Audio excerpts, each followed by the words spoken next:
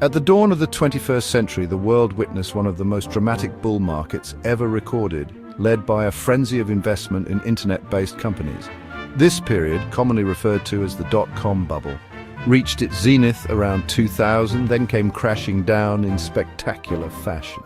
Countless companies saw their valuations evaporate overnight, and investors were left reeling. Yet, despite the pain it caused, the dot-com bubble holds valuable lessons for anyone looking to invest in technology today.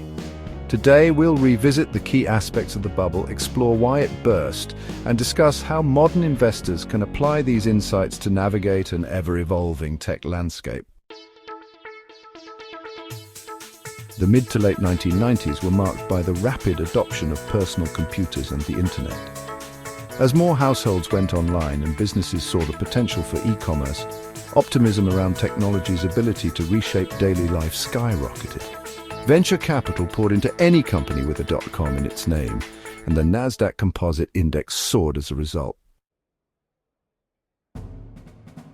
Interest rates were relatively low, and financial institutions were eager to fund internet startups that showed even the faintest glimmer of potential.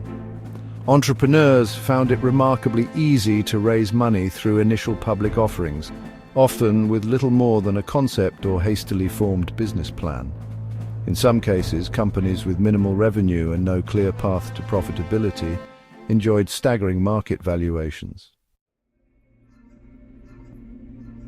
Financial media outlets and investment newsletters contributed to the euphoria. Stories of overnight millionaire tech founders and high-flying stocks captivated the general public. Many novice investors jumped into the market for the first time, investing in tech stocks without fully understanding the underlying businesses.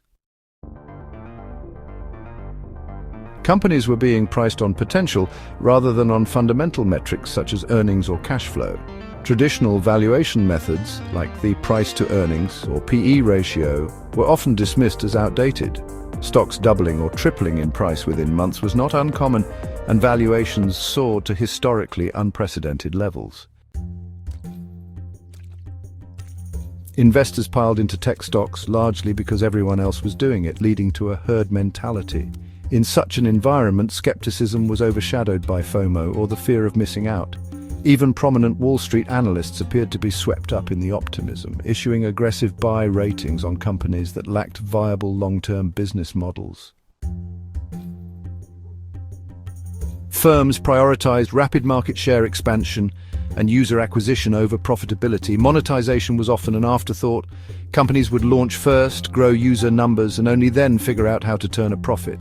While a few businesses did eventually develop sustainable revenue models, many ran out of capital well before profitability was within reach. As tech companies began releasing quarterly reports, investors recognized many were not generating meaningful revenue, let alone profit. Lofty promises and first-mover advantages looked flimsy without tangible results. The Federal Reserve, concerned about the overheated stock market, raised interest rates multiple times between 1999 and 2000. Higher borrowing costs made growth-at-all-costs models more expensive. Investors began to reassess risk, pulling capital from the most speculative ventures. As quickly as the IPO market had heated up, it cooled off. Companies that planned to raise more money through additional stock offerings suddenly found the market closed to them. This cash crunch forced many startups to downsize or declare bankruptcy. Once a few prominent tech stocks missed earnings or issued profit warnings, confidence eroded. This triggered a chain reaction. Investors sold, stock prices dropped, and margin calls forced even more selling. Between March 2000 and October 2002, the Nasdaq Composite fell by almost 80%. The dot-com crash wiped out trillions of dollars in market value. Many tech companies vanished, and even survivors saw their share prices languish for years. Notable exceptions eventually emerged, but the broader sector took a long time to recover. Securities regulators introduced stricter guidelines around IPO disclosures and analyst recommendations. Accounting practices came under closer scrutiny, forcing companies to more transparently report their financials. Despite these reforms, market exuberance would continue to play out in subsequent bubbles, just in different sectors. Tech startups after the crash became more mindful of profitability and sustainability. While growth at all costs remained a mantra for some high-profile ventures, the general trend favored companies demonstrating a clear path to revenue generation. The dot-com bubble taught us how quickly speculative stocks can implode if they lack real earnings. Before investing in a tech startup or established player, dig deeply into revenue growth. Is it consistent, and does it come from diversified sources? Profit margins. Are they expanding, stable, or shrinking? Cash flow. Even high-growth companies should ideally be able to generate or approach positive cash flow. Pro tip: look for companies that have a track record of beating earnings estimates, as it may hint at stronger internal controls and realistic management guidance. While social media can provide useful investment ideas, it can also amplify hype and FOMO. Resist the urge to buy simply because everyone else is doing it. Always do your own research, or risk being the last one into an overhyped stock before it collapses. Keep an eye on ratios like price to earnings, price to sales, or more nuanced measures like the PEG ratio. If a stock's valuation is far out of line with its peers or historical norms, it might be a sign of dangerous speculation. Some tech firms naturally command higher multiples due to rapid growth, but those multiples should still be grounded in potential future earnings. Companies with a durable competitive advantage, strong brand, network effects, proprietary technology, are less likely to implode when the market turns sour. In the dot-com era, many companies had little to differentiate them from competitors. Today, look for robust product offerings, loyal customer bases, and defensible technology to ensure longevity. In the late 1990s, easy capital often masked operational inefficiencies. When funding dried up, many companies were left vulnerable. Today, pay close attention to a firm's cash on hand, burn rate, and debt-to-equity ratio. Companies that can self-fund or have secure lines of credit are better positioned to survive economic downturns.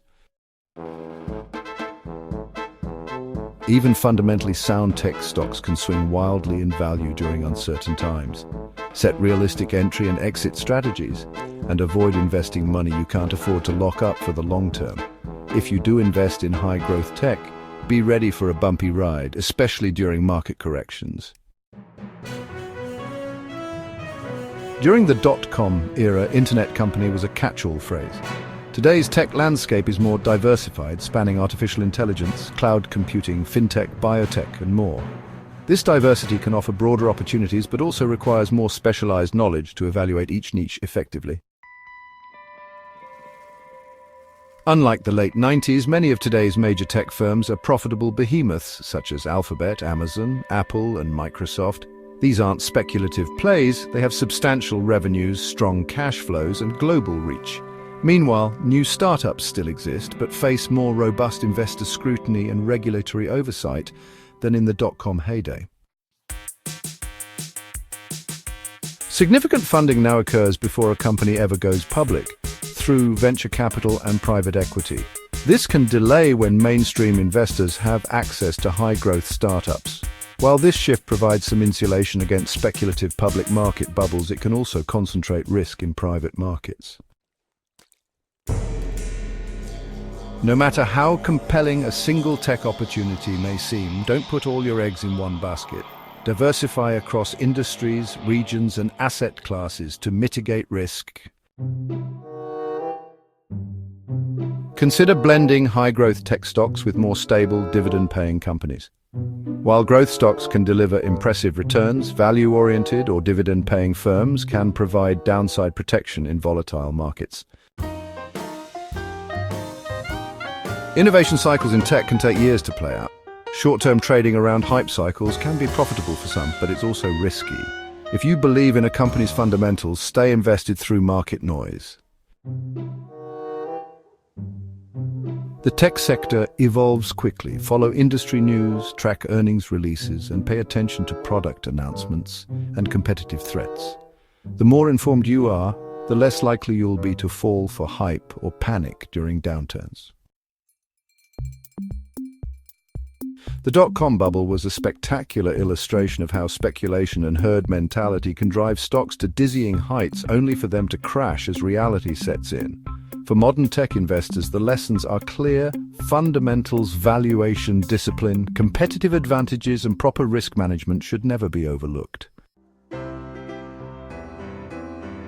While today's tech landscape differs in many ways from the late 1990s, bubbles can still form when investors chase hype over substance. By remembering the lessons of the dot-com era, you can position yourself to thrive in one of the most exciting yet volatile sectors of the market.